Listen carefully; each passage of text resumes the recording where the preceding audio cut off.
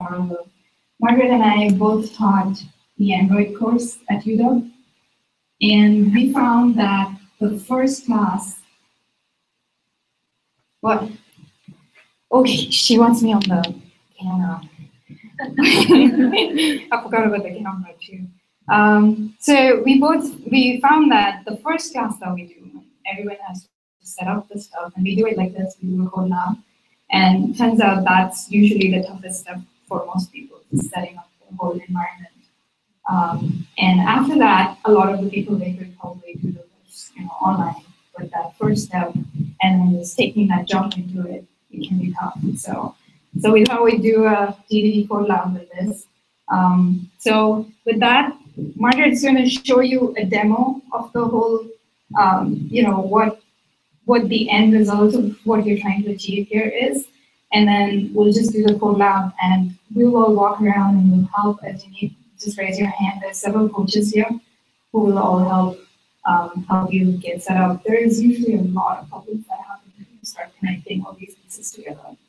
So enjoy. Thank you, Anna.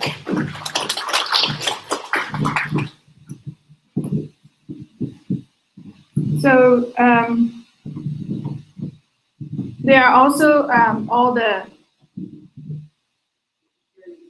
I'll share my screen. Not yet. There's nothing to share just yet. Okay.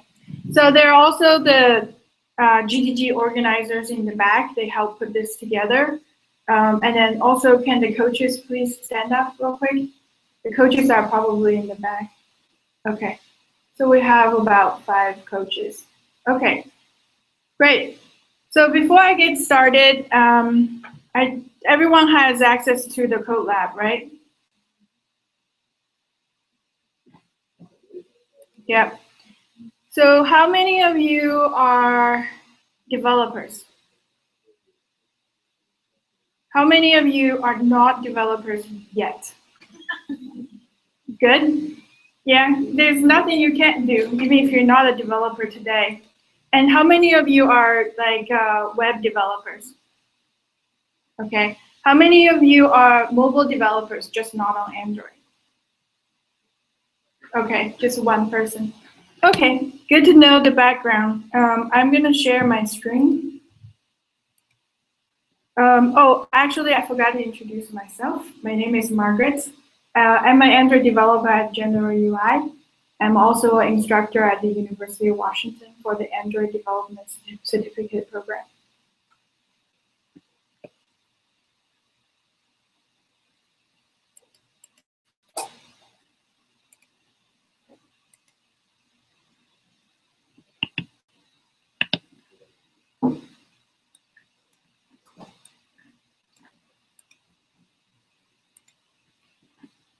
So you have already seen the instruction here?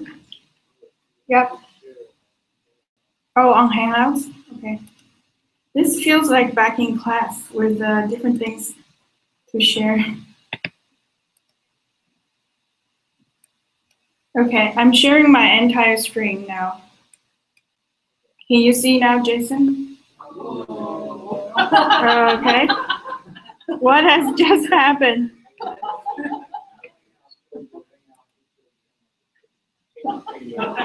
Change it to what?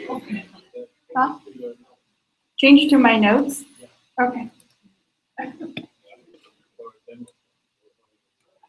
Okay.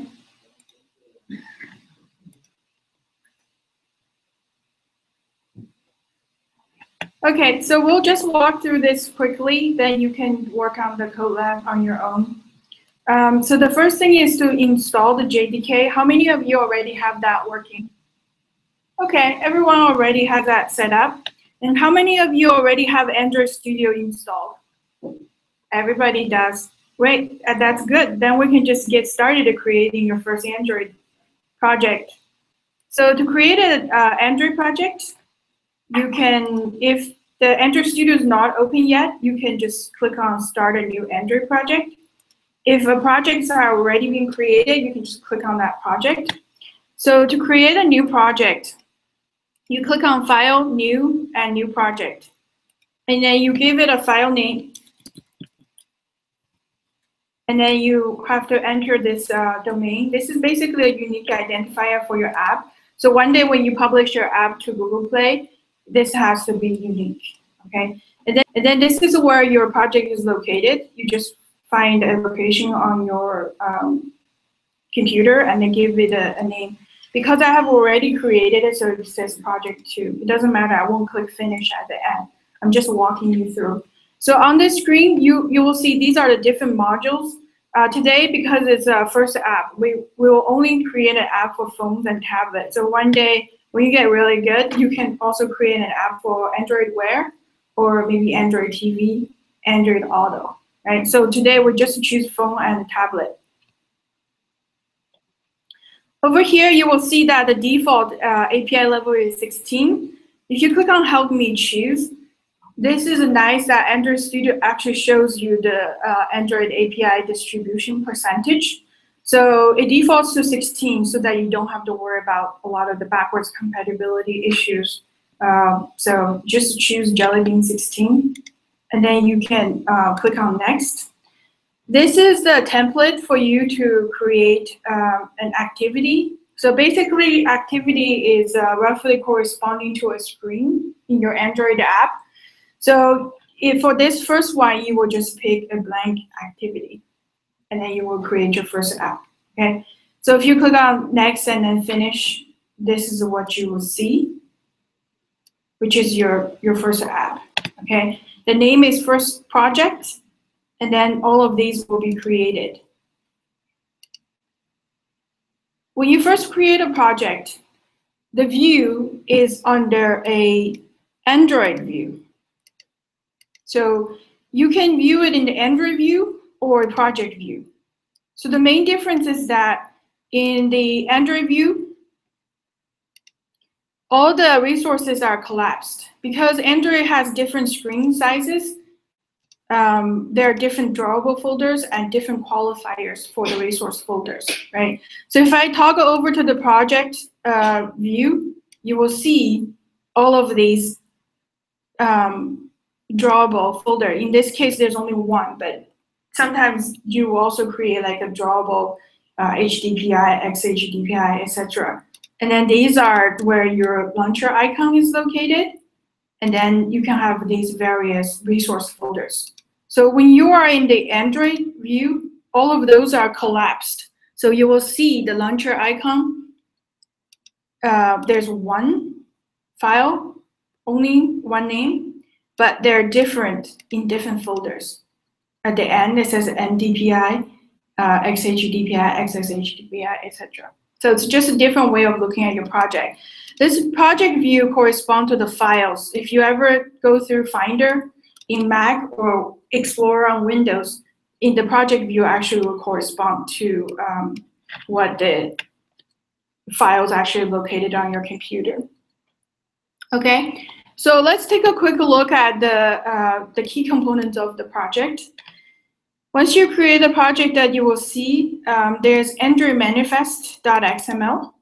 So this is the XML file that actually defines your project, the components of your project. The four main components in Android: activity corresponding to the screen. When you get to more advanced level, you will learn things like a service, a provider, a broadcast receiver, etc. Those will all show up in the manifest. If you work with hardware, like something requires a camera, we need internet permission, etc., it's all defined in the manifest. And also notice that the very first one, that activity, the blank one that we created, this one, this is actually what defines when you launch your project, what is the first screen to show, okay? And other things worth mentioning is at the beginning, you create your project with choosing phone and tablets. So you will see there's only one module, which is the app module. If you have chosen Wear or Android TV or Android Auto, etc., you will see other modules here as well.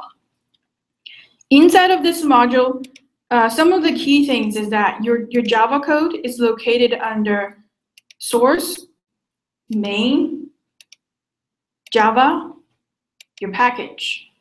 And here, if I double click, you will see this is the Java code that gets generated by that wizard. when you chose to create a blank activity, right? So I will see this part is for the menu, so I'll show you later on with the emulator.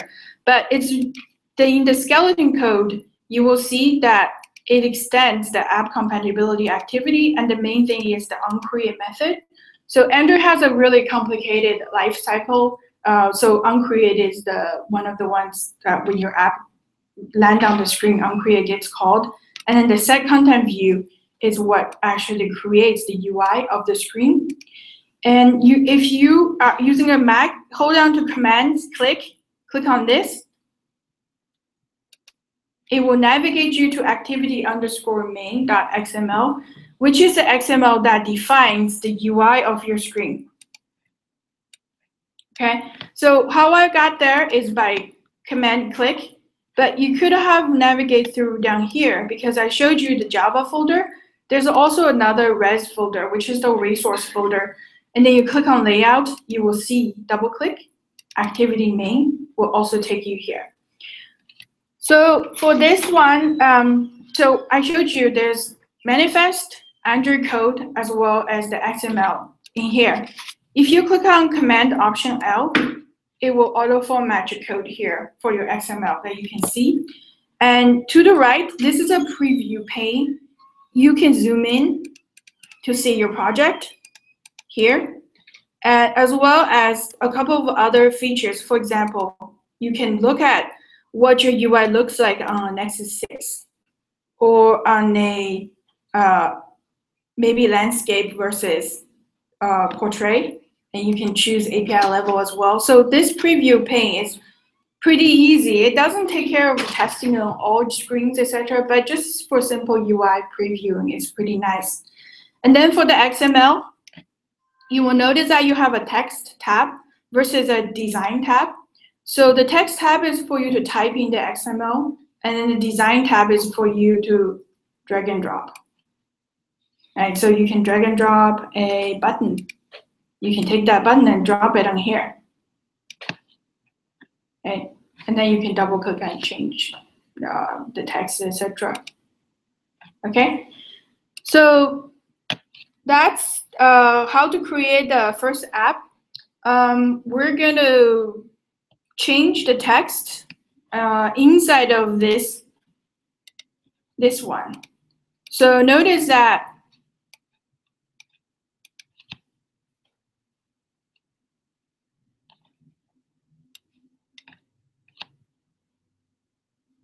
I'm just zooming in a little bit so you can see better. So notice that it says hello world there. That's the default. Every time you create a new activity or a new app, this is your hello world app. So if you do command click or Windows control click, click on the add string hello world. This will take you to the string file. Strings.xml holds all your strings, and it's recommended for you not to hardcode your string in your layout XML. Instead, you should type a string here so that it's good for your localization. It's easier for localization, right? So here, instead of hello world, you can change it to welcome to GDG or whatever you want to type. And then we go back to this. If you click on the refresh or not, you will see how the text has changed. And that text change is done by that one entry is in the string file, and you will see the item type is a string. And then you give it a name, hello world, and then welcome to GDG. Now, right now, this hello world is what identifies as string, which is not accurate anymore.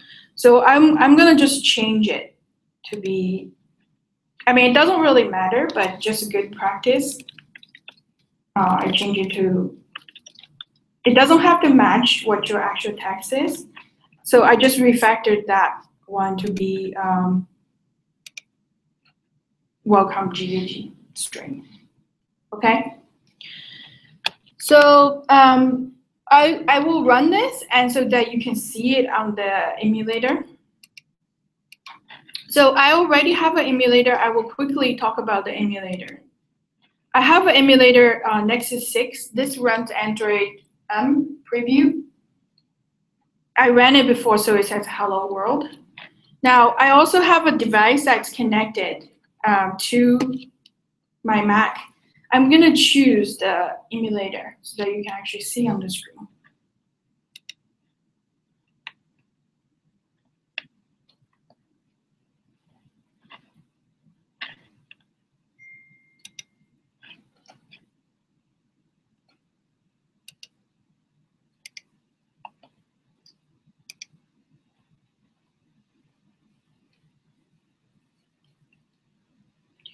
Okay, as you can see, the text has been changed from hello world to welcome GDG. I just ran it twice. So you'll see the text has changed, okay? Along with the button that I added earlier by drag and drop in the design view.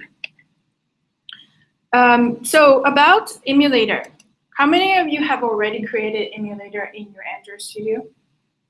Most of you.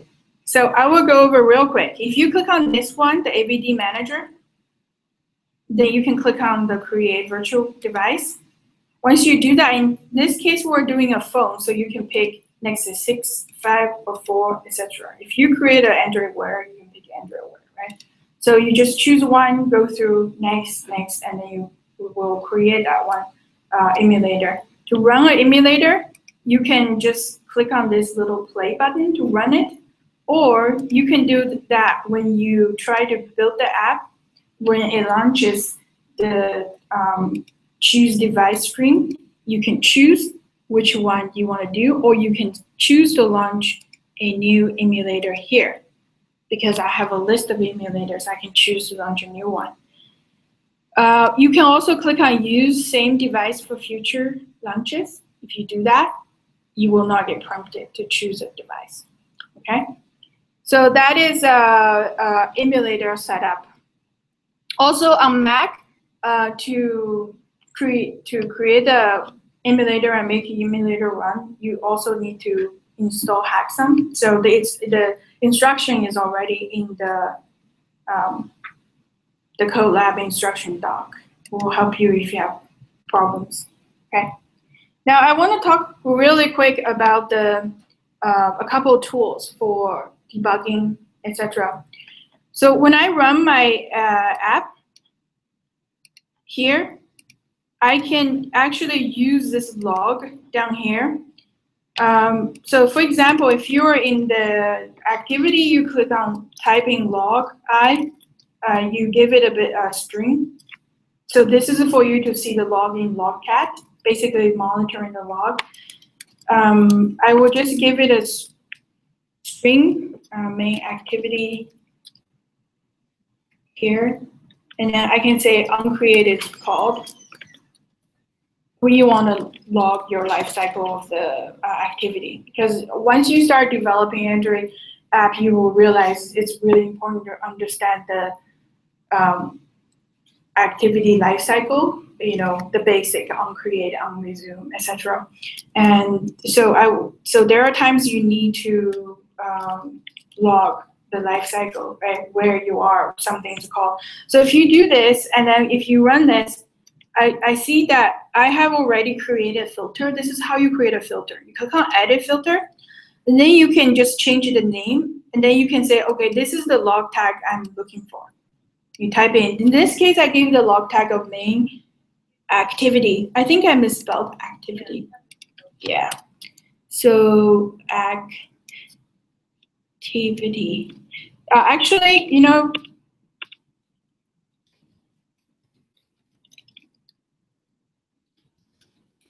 the good way to create a log tag is not by typing the string manually there. You can just type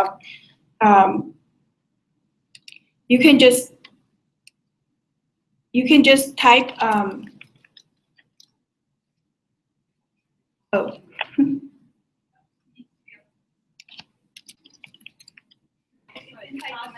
Oh, okay. Yeah.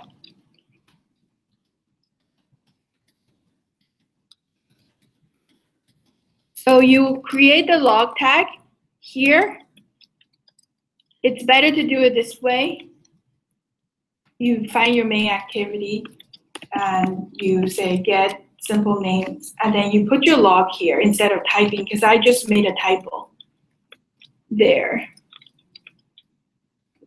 So you can put it here, and then when you try to create a tag, you can just put that tag there, right? And then once I run this, if you run it, you can filter on this filter, then you will see that the uncreated is called. You will see that.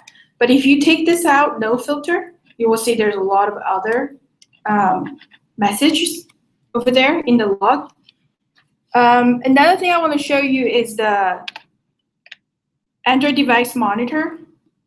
Oh, it's already launched. So I already launched the Android device monitor. So if you click on this button, the Android device monitor, it will launch this Android device monitor. This one will help you monitor all kinds of things with your app. If you position here, if you have multiple devices, you can do that. You can take screenshots by clicking on the camera icon, and you can also access the File Explorer. You can click on Data and Data, or you can look inside of the your app. You find your app package name, then you can look through. This is useful when you start working on things like persisting your data in shared preferences or database, etc. You can find it all here. So in order to access this File Explorer, this view, it has to be either emulator or rooted device. So you can't just plug in your device and then try to explore this way.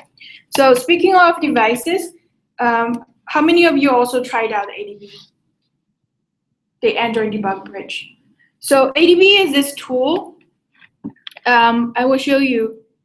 If I go to folder here, so if you go to the folder, users, and your username, library, and Android, hopefully that is the path, although it varies by your platform or your your computer. So if you go here, you can see the SDK, all the things in there. Under platform tools, this is the ADB tool. So if you navigate to that folder, you can type ADB commands. But I have already set up the shortcut, so I can do like ADB devices. So the ADB devices show me that I have an emulator connected. Right? I can also connect to other devices. And you will see there is an emulator on the top, as well as a device below that, which is my Nexus 5. Right? So with the ADB command, you can do all kinds of things. You can like ADB kill server, ADB start server, just to reset that connection. Okay, so one more thing. Let's go back to the button, and we're going to hook up that button to a second screen, and then I will let you start with your code lab. So those are just the basic tools to help you get started. Now we have a first screen. On the emulator, you see, if I click on this button, nothing happens. It's just the UI. It's there, but nothing happens. So in order to actually make it work to go to a second screen, you position your cursor on the... Sure. Yes. So go to activity main.xml. You go there by either in the main activity control or command click on activity main, or you navigate through the screen through app, source, main, res folder under layout. Okay, so you go there, you double click it to open that. This is a text view which shows you the XML that you can type XML. Like I can type XML here. I can add another text view. Right, etc. I can add it, add the I can just. Wasn't there a view where you just drag the button on? Yep. So this is the text view. If you click on the design button, the design tab, here is where you can take under widget I thought I saw a button earlier. It's so small. Under widget. Anyway, the button should be somewhere.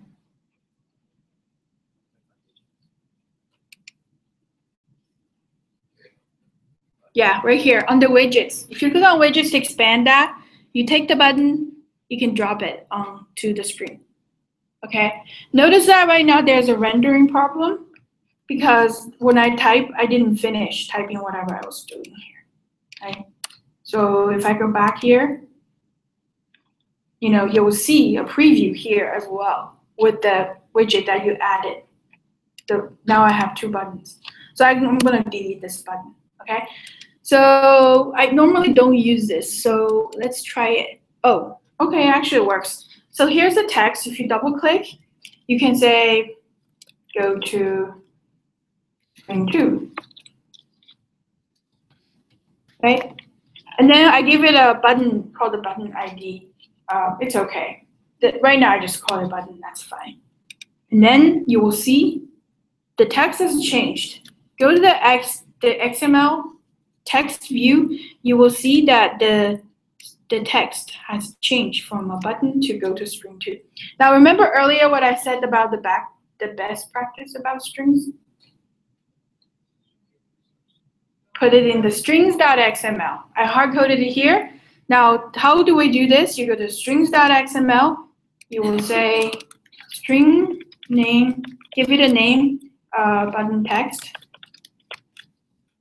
And I will move that over, go to string 2, and move this over here. And then I go back here. And then how do we access the string? Add string, button text.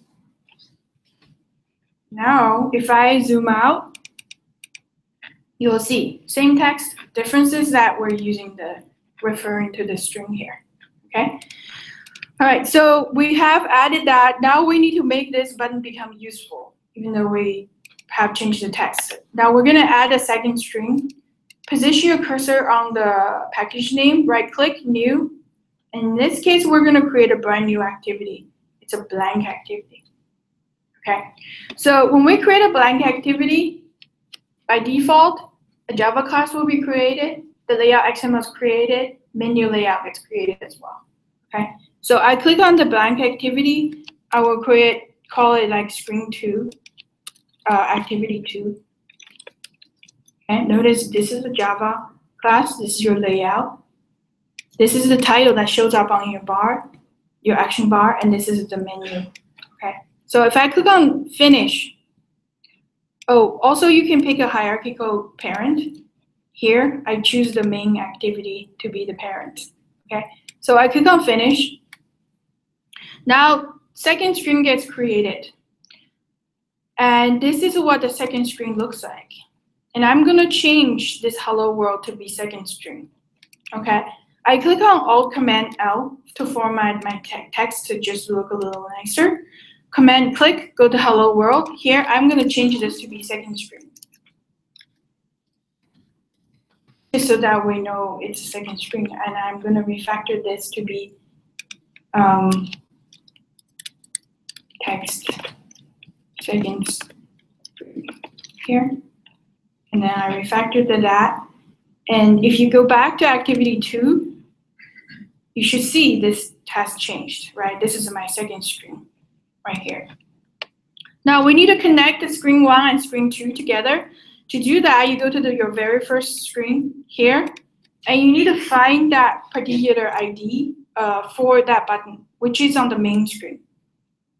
So I'm going to close out everything that is not related. So on this one, over here, the button text is red. Let's see.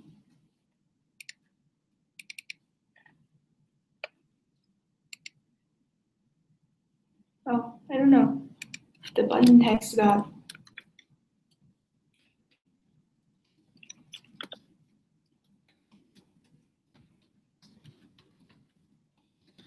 I don't know what happened. I'm just adding that back. Okay, so if you go to the main screen, you will see there is a button there. And we need to click on it to go to the second screen. We already created the second screen. We need to wire it together, right? So we need to find that button in the first screen. So what you can do is you can create a button. You can either do it this way. You pass it to a button object, find view by ID, r.id button. That's the first from the first screen. Alt enter to import the class for Mac. So the command I'm using is what?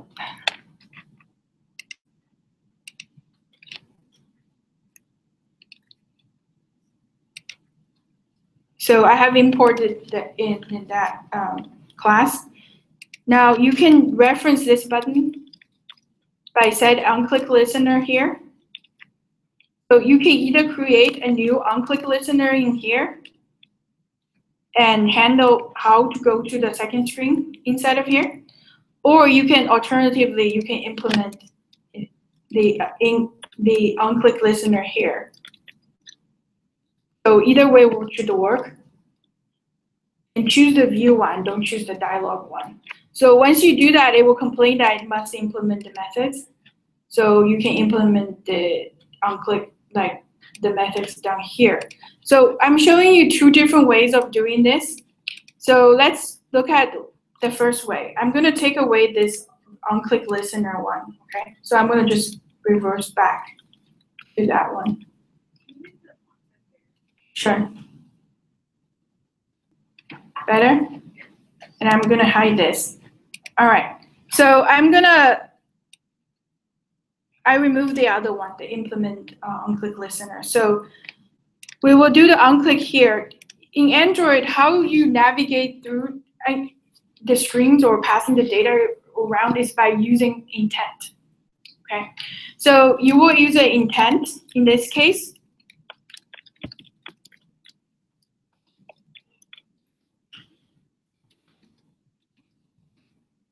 And you will refer to the second screen you're going to try to go to, which is activity 2. And again, you need to import the class if you see this is red. In Mac, it's, I think it's option enter. And then here you can start activity for intent.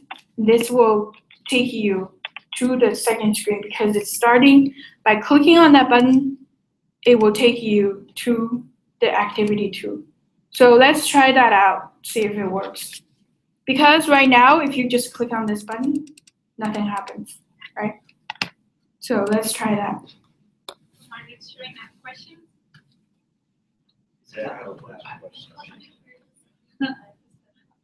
So these are the instructions. So when you get to it, just raise your hand.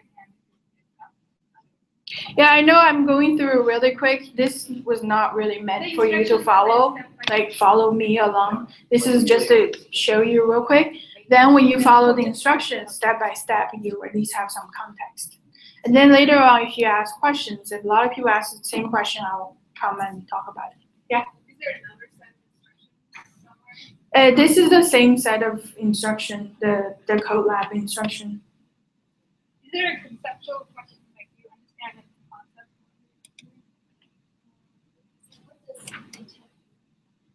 Intent is actually used to launch a second activity or launch something.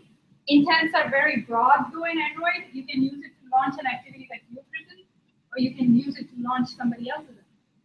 So if you want to launch like a browser intent, so if you want to, from your activity, you want to launch the browser, you can do that.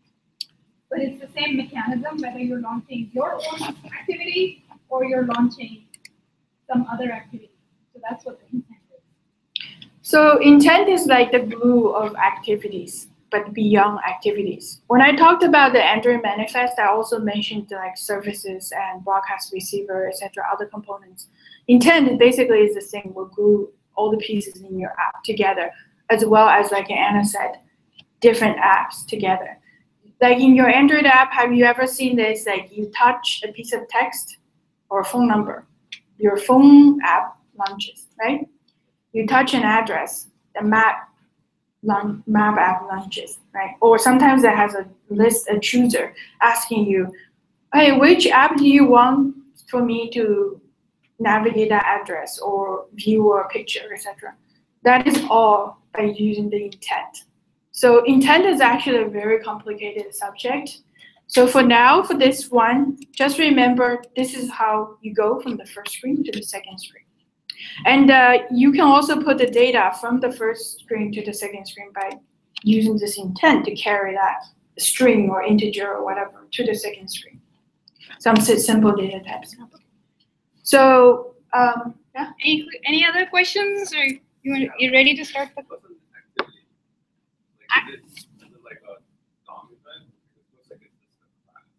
It is a class, but it's basically representing one screen of your app, right? So for every screen that you design in your app, you write one activity. And then you transition from one activity to the other means you transition from one screen to the other.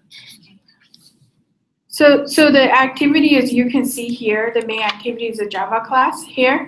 And this activity will correspond, the main activity corresponds to the activity main_XML. So that's the UI. And this also draws the UI, but they go together, the main activity and this one. And then the activity 2 and then the activity 2, this one, they will go together. So does that answer your question? Yeah? Okay. Are you guys ready to get started and follow the code lab instruction and just go through? Yeah. Yeah. I didn't any problems, just raise your hand. Yeah, we'll help you because I didn't go through like everything. It's not meant for like following along every single step. It's for you to follow the instruction and do it yourself. Oh, and okay. Peter's there. So yeah. Help you himself. Help you.